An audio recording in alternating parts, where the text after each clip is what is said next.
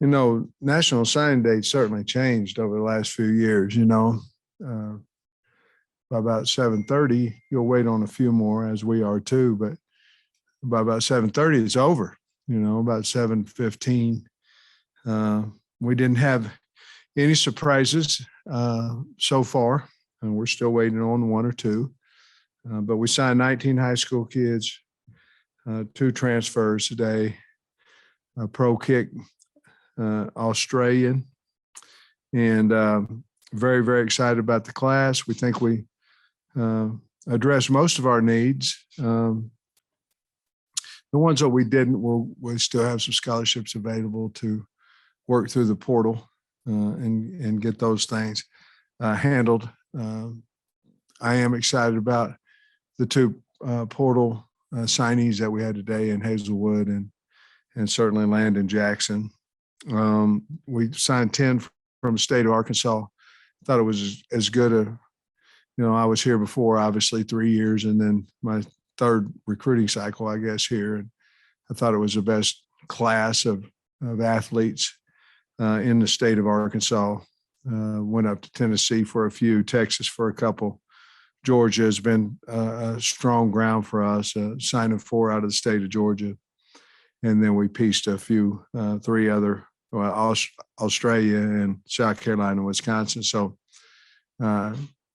thing I like about this class is that we had needs at O-line, we had needs at wide receiver, defensive line. I don't think we're done quite yet at D-line, linebacker, things of that nature. But I really thought that Coach Shear did a nice job of signing the 3 linebackers that he did. So very excited about the class, excited that they're excited about being at the University of Arkansas. So with that, I'll answer whatever y'all want to ask me. Coach, you signed 4 offensive linemen, 2 inside the state, 1, I guess you consider Memphis kind of an extension of the state. What do you think about that class, just those 4 guys individually? And it looks like you just keep getting bigger up front. Well, you have Chamblee, whom I think has potential to be a great player, has everything, size, feet, all those things. And then I love Kudus. I mean, I do. I think I can promise you I'd offered him, Chamblee, this class. I did. I offered Henderson when I was at Georgia. So there's not one kid that we got right now that I wouldn't have offered when I was a line coach at Georgia. Marion Harris moves very well, had a really good state championship game for a huge person. Eli Henderson, we got him because we think he's a center guard. And then Patrick Kudus he's got a really good high school coach. I think he's going to be ready. I think he'll play. He got potential to play early in his career, and we started with Chamblee, and certainly a lot of talent there, a lot of length.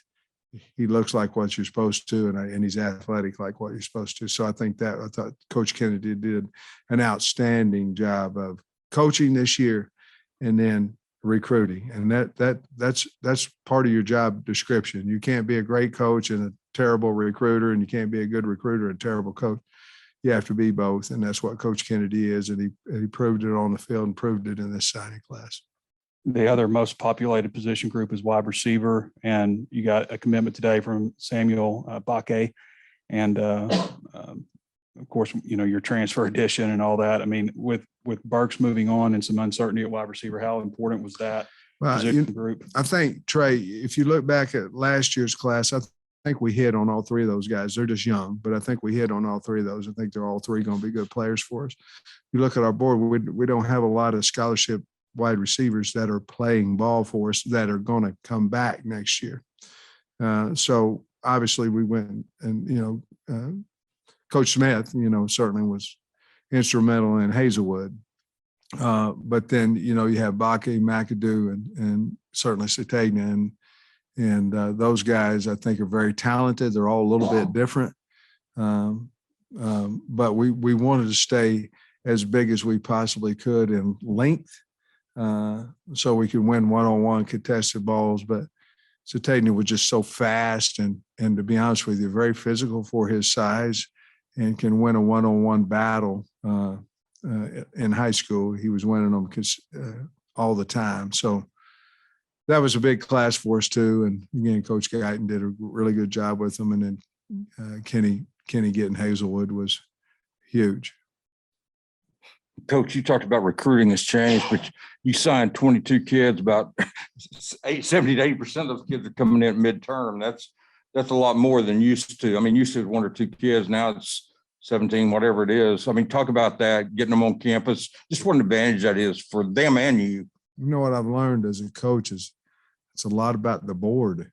You know, it's a lot about available scholarships, how many you have left, you know, and when you're sitting here looking at 17 to 19 coming in early, you have to have those amount of scholarships available, obviously. So, but the board, I'm enjoying that part of the job, you know, but you get a whole spring with somebody. I remember I had Andrew Thomas at Georgia, and he got in June, and he started as, you know, some guys get it a little bit faster, and he didn't have any really fallacies. He was strong and athletic and all those things. But you get a guy in spring ball, you have a chance. I mean, you have a chance to play, and certainly the ones that are ready will get ready, and the ones that aren't, well, hopefully we can get them on some type of special teams and help us through there. But I can remember, I don't think it's too many years ago when you were setting, you know, if you got 1, you got 2, graduated, you know, at Christmas, that it was kind of a big deal. And now I know it's at least 17. I'm not for sure the number. I've been really, really busy today, but I think it's between 17 and 19, and the number certainly could grow. You know, well, you bring in 20 guys into your program in the spring, you're losing 20 some. You have a chance to continue to get better. Hey, Sam, with Hazelwood and Jackson, they obviously have previous experience, you know, high level programs. Well, what do you expect from each of them to bring to the table for you? And how big is it to get some experienced guys? Well, I think you're talking about 2 totally different guys. In other words, Hazelwood's played a lot. He's older, you know, played a lot of ball. So he would be a guy, but not the expectations, but they're just 2 different guys. You know, Hazelwood's played a whole lot of ball. Landon's played some ball until he got hurt. But we need help at both those positions, in my opinion. And I don't know, there's probably guys out there that would disagree with me, but I think those 2 guys at their position are probably about as good as there is in the country in the portal at defensive end and at wide receiver. And very excited to get both of them because we're expecting them to help us immediately. Okay, said that seeing how you use Traylon Burks was one of the reasons that he decided to go with Arkansas. So what do you think that the year that Burks had, how did you think that influenced some of the young receivers that you signed today? I imagine a lot, you know. I think each and every one, obviously not every one of them is going to be the slot receiver. But I think a lot. In other words, I think with Burks's numbers, I think that just proved that we're willing to throw the football. And I think these kids, and with KJ, we have somebody that can throw the football. I think those are 2 of the biggest things that kids look at is, do you have somebody that can get me the ball, and are you willing to throw it around? And just the numbers alone this year on what Burks did, I think that's really, I do think that helped us, yes. Coach, you talked even just last year about wanting to have higher ranked recruiting classes and stuff. Yeah. And a lot of coaches will kind of shy away from talking about recruiting rankings and stuff, but various sites have you 18th, 13th, 11th, one has you 25th. And what are your thoughts right now on, you know, where your class is ranked by those different services? Well, you know, I feel like each year we're getting a little bit better, you know, in our classes. We certainly aren't happy with where we are, but we're getting a little bit better. I think we'll continue to move up and you know, in those things. We want to be right on who we get. We won't offer a kid a scholarship if we wouldn't take it. So I'm proud of our staff, you know, of our recruiting department. I thought Coach Butler did a good job, and along with Charlie and BTO and Callie and Maddie and those guys, they did a nice job of organizing everything. And I always want to finish higher, but we are. Each year we're getting a little bit better, a little bit better. Our team's getting a little bit better, a little bit better. So as long as it's heading in that way, there'll be some people don't like it, but most people will.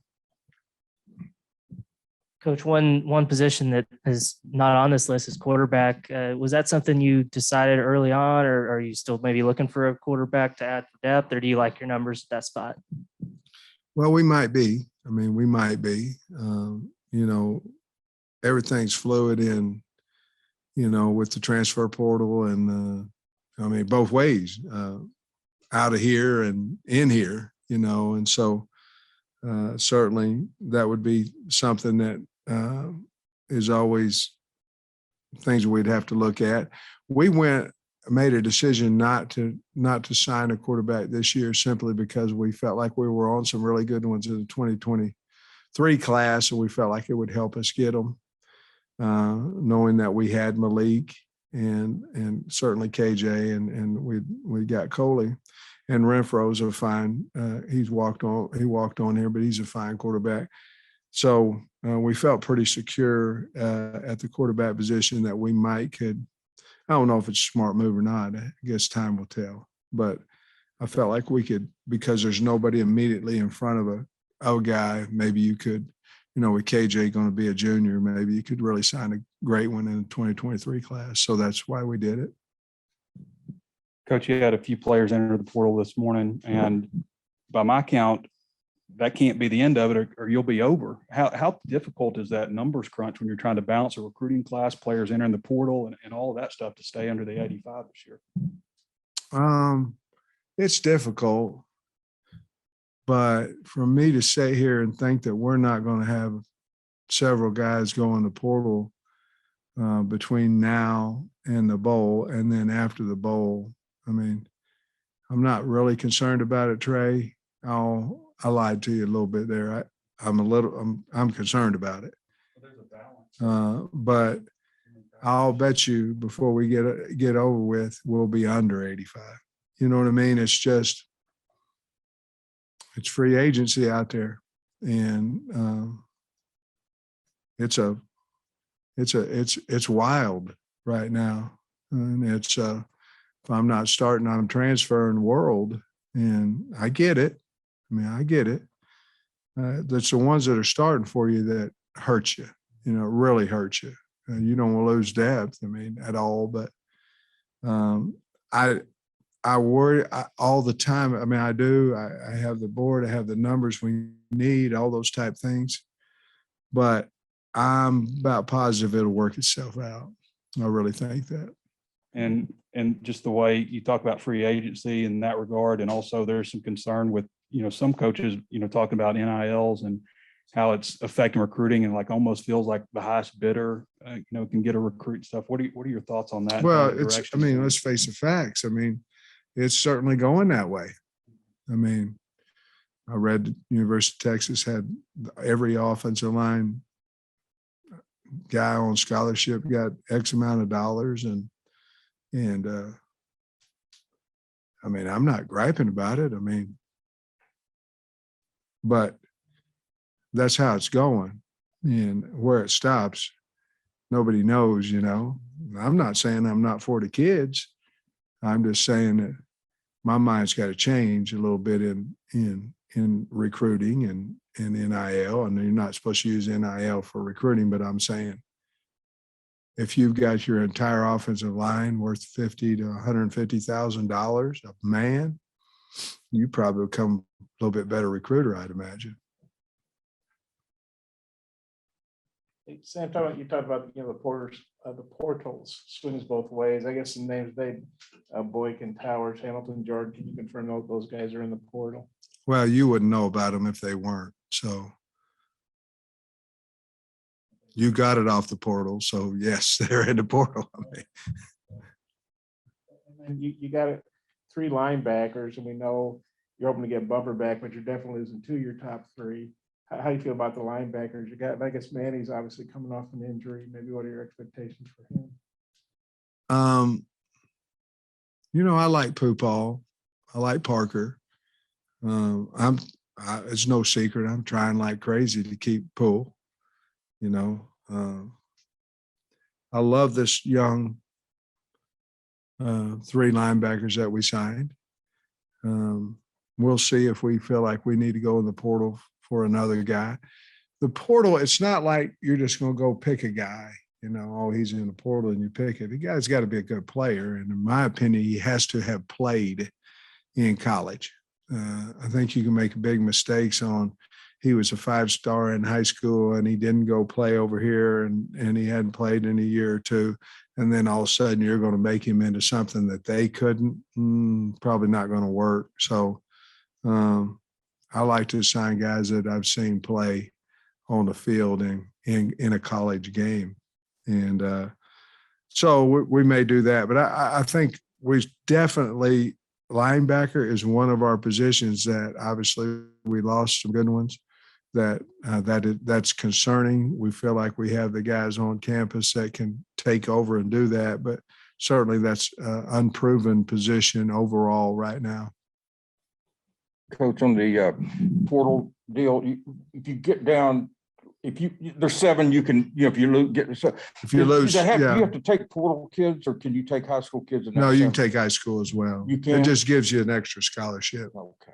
Hey, what they're trying to do is not deplete your roster down to 60 people if you have guys transfer. And guys transfer for different reasons. They transfer, they're not starting. They transfer because they'll never play. You know, they'll transfer because I'm not getting the ball enough, whatever the reasons of being. And I don't really think it's a picture of the way the programs ran. I just think, you know, it's at times right now to where if I'm not doing something right now, the system has allowed I'm going to go somewhere else, you know, whether somewhere else is better or not, they're already gone. So it really doesn't, you know, it doesn't matter at that point. They've already left your program.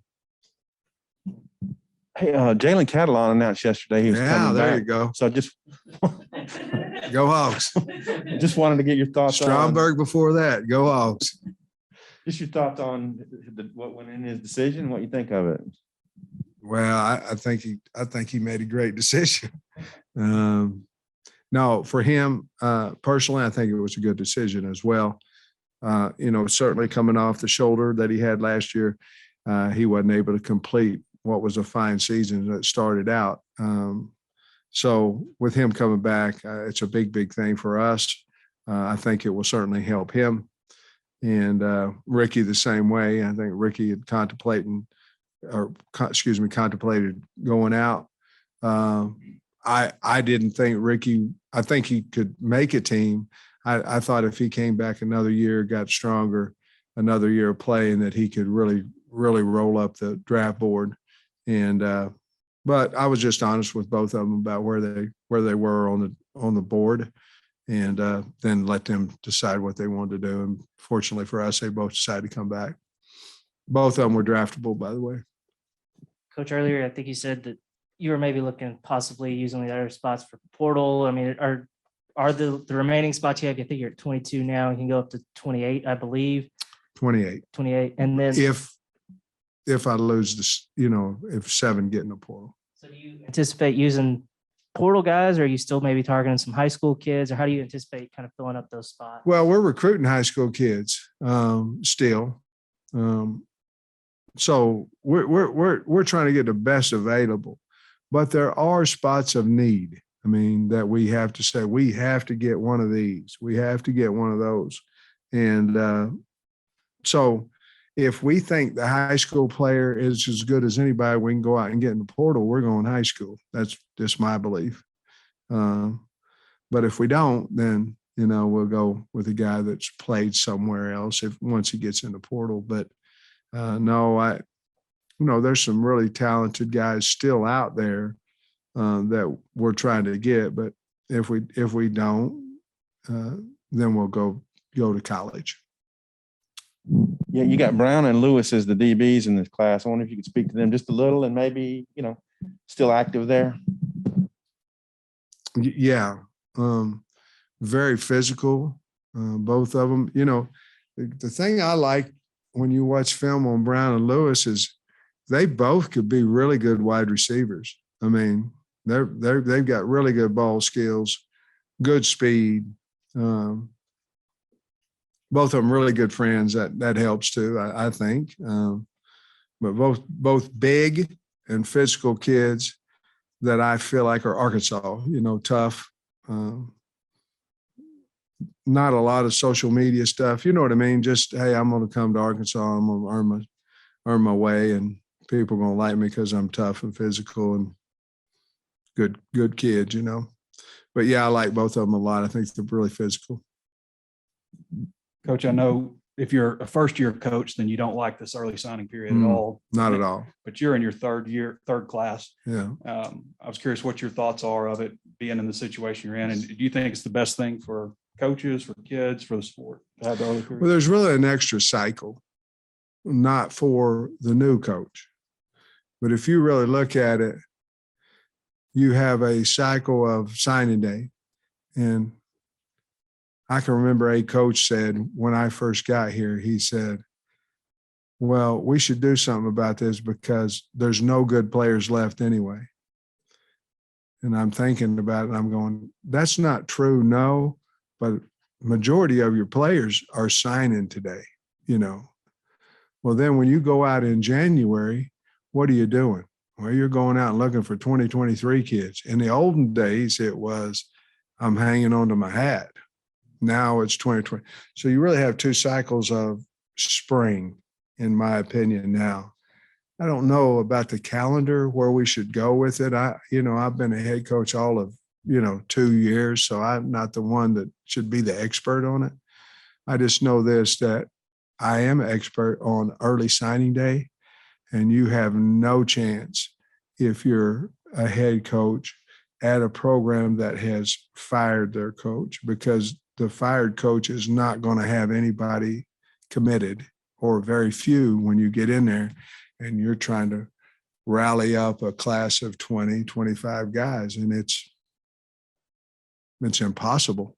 You're going to get them all in the second signing class, which we did 2 years ago, but I mean, it's impossible. So I'm all for it now, but I wasn't, and to be honest with you, the guys that get these jobs after the playoff weekends, I'm going, man, Danny Lanning, he'll get he's a great recruiter, great guy. He'll rally around and get a good class at Oregon. He'll keep some of them guys they had staying. It's hard now. I mean, it's hard. I don't know what you do about it. Curious also, not that this has impacted at all in this class, but in-state recruiting is always important. And a lot of times schools will come, from out of state, and they'll offer a kid they haven't evaluated in your state and stuff. Try to put And it the doesn't heat really on you. mean Yeah. that much.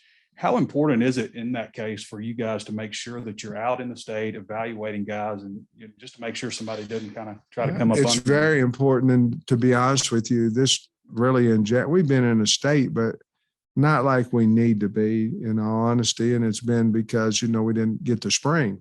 And so this January, we're going to make a huge push in our state just to meet coaches and go around. And now you had the 2.5 week window in there where you have to go see your guys you're getting ready to sign. You know what I mean? So I think the state will show the state a little bit more than what we have now, how much we appreciate them whenever the January period comes.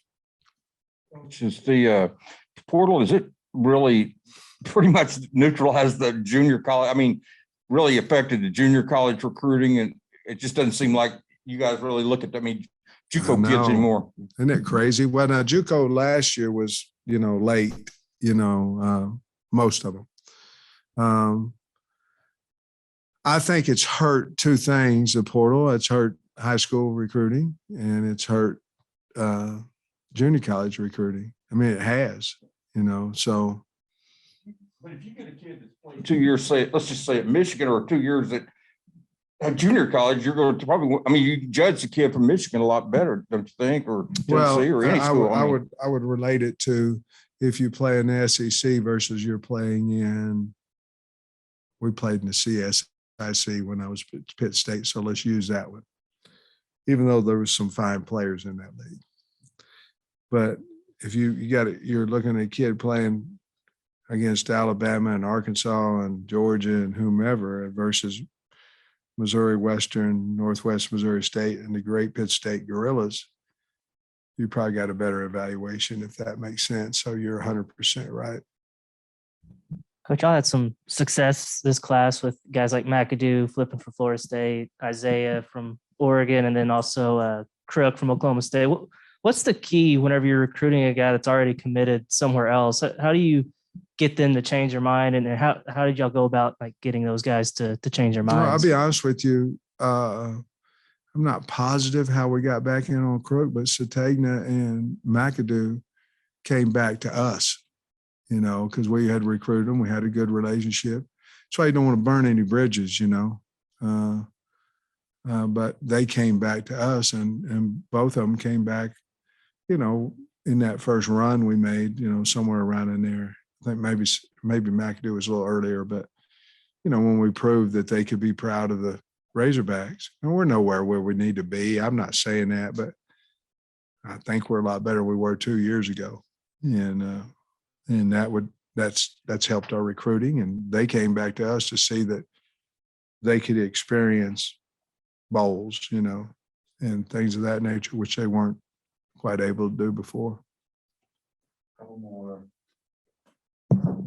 Just assistant coaches, you've had such a good year. Do you have any concerns that you might have a couple peeled off, or how's that looking? No, I don't. Yes, I always have concern, yes, but no, I think we're in great shape. I have no indication whatsoever that we might lose anyone on our staff. And to put it out there, I don't want to lose anybody on the staff. So I'm sure the university will sit down and figure out what we can do for to make sure that it doesn't happen. We've already started in a couple of guys. But no, I don't want to lose anybody, and I have no indication that we're going to.